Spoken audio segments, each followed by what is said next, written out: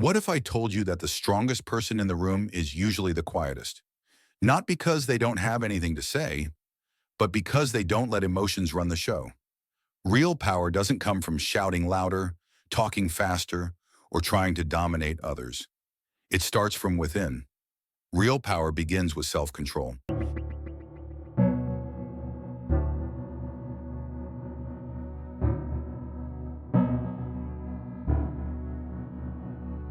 Welcome to Primo Mindset, a space created for people who want more out of life.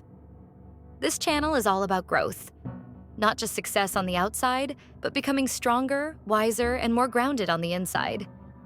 Here we talk about real-life ways to improve how you think, how you react, and how you carry yourself, so you can handle challenges better, communicate with power, and build the kind of life that feels right to you. If you're all about leveling up mentally and personally, you're in the right place. Now, let's dive into today's video. Every day we're faced with moments that test us. Someone cuts you off in traffic. A partner says something triggering. A colleague tries to provoke you. A business deal starts slipping through your fingers. And in those moments, you have two choices: react emotionally or respond with clarity. Most people react. They yell, they panic, they lash out. And 9 times out of 10, they regret it later. But the people who win in life, in business, in relationships, they pause, they observe, they choose how to respond instead of being driven by their emotions. That's self-control, and it's one of the most underrated forms of power you'll ever have. The mental shift. Here's the truth. You don't have to show up to every fight you're invited to. You don't have to defend yourself just because someone challenged you. You don't have to rush a decision because the pressure is on. When you learn to step back mentally, even just for a few seconds, you give yourself a serious edge. Imagine watching the situation from a higher place. You're not in the chaos. You're watching it calmly, like a strategist. You can see what's really going on. You can see what the other person is trying to do. And more importantly, you can see how to handle it without losing your cool. Practical tools for self-control. So how do you develop this level of control? Number 1, start with awareness. You can't change what you don't notice. Pay attention to your triggers. What situations or words make you feel defensive, angry, or anxious? Number 2, use your breath. 1 deep breath. That's all it takes to interrupt a reaction. Inhale slowly. Exhale even slower.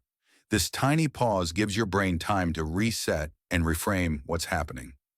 Number 3, visualize your higher self. Before you respond, ask yourself, what would the calm, focused version of me do right now? That version of you, the composed, strategic one, is who you want leading the way. And number 4, prepare for pressure. Don't just wing it. Whether it's a negotiation, a difficult conversation, or a tough decision, think it through before you walk in. Anticipate pushback. Know your limits and have your calm response ready. Why self-control is real power. Here's why self-control is so powerful. It keeps you from saying things you can't take back. It helps you see opportunities where others see threats. It earns you respect because people can feel when you're centered, and it protects your energy so you don't waste it on drama, pettiness, or pressure. Self-control doesn't mean you don't care. It means you care enough to stay in charge of yourself. And when you can do that, you can handle anything. Because the person who controls their emotions controls the room. So the next time life tests you, before you react, pause, check in with yourself. And remember, you're not here to be loud. You're here to be clear.